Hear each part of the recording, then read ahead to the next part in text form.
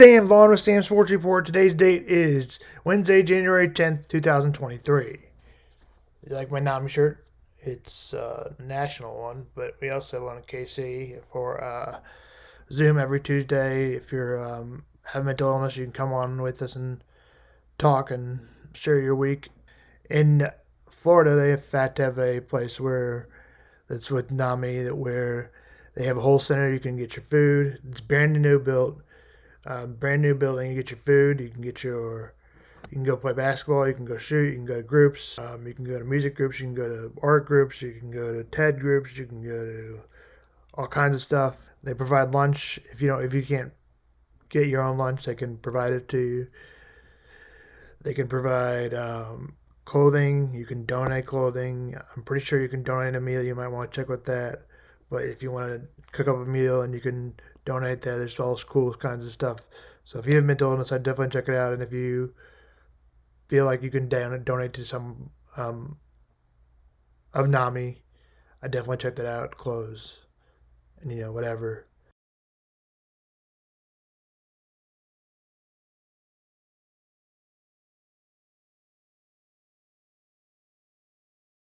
You can give to them. Now we're going to go on to better yourself. This is Sam Vaughn for Sam Sports Report. Here we go.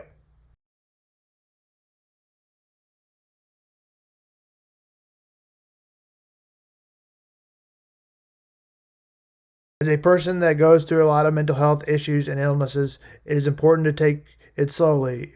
For example, setting a goal, or one of my goals would be go under 9 minutes a mile. The reason I have done this and started running in the first place was because my psychologist died, and he wanted me to always run, do something productive, or do something for the community, and I've done that in many ways. Running and doing a podcast every day about mental health or indoor sports, but mental health really, it makes a difference. In the last 4 years, I have been doing podcasts. See here. So this is why I did all this stuff, just because he died. And because I want to make a bigger difference. An example of bettering yourself with wanting a job. A more specific job with wanting an animal job.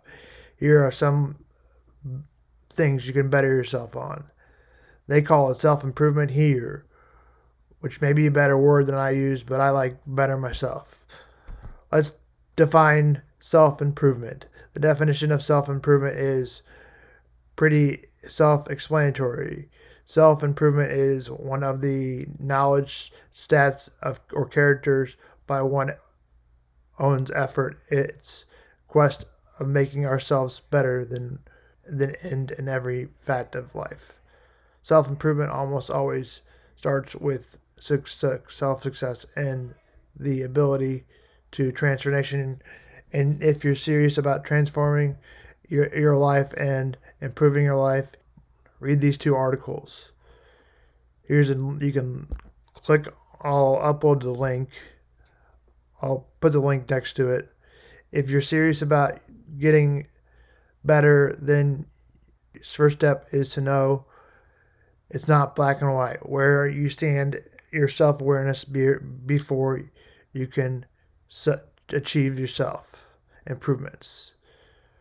Forget about setting goals. Focus on instead for the most of the path of self-improvement. Start at specific actionable goals. What I'm starting to realize, however, is when it comes to actually getting the things done and making progress in the areas that are important to you, there's much way better way to do things. It all comes down to the difference between goals and systems. Better self-improvement articles start with. Self-improvement almost always starts with self-awareness. The ability to transform habits if you are serious about transforming your life. Self-improving yourself. If you should start with these 2 articles. How stop loving ourselves, a call of self-awareness. If you're serious about, here's a way to start better self Here's a link with them with more information.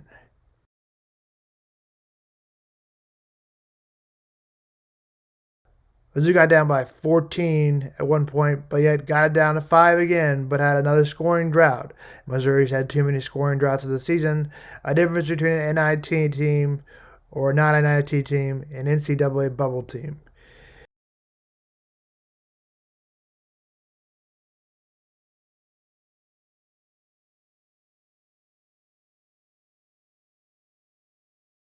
KU plays UCFS tonight. UCFS is pretty good and start better than most expected.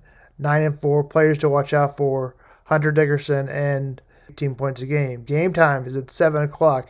Kansas State plays West Virginia at 8. Kansas State looks like a bubble team to the NCAA tournament right now. Cam Carter gets 16 a game, and the West Virginia is not off to a very good start, 5-9 for the Mountaineers.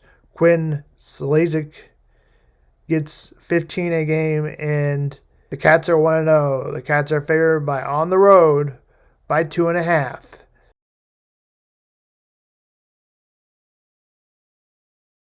This is Sam Vaughn for Sam's Sports Report and Sam's Mental Health Day. Here comes a video on getting better. Here comes a video on health and how we can improve our health and getting better. We all need that kind of improvement on our diet. Everybody can improve their diet. Here's more with that.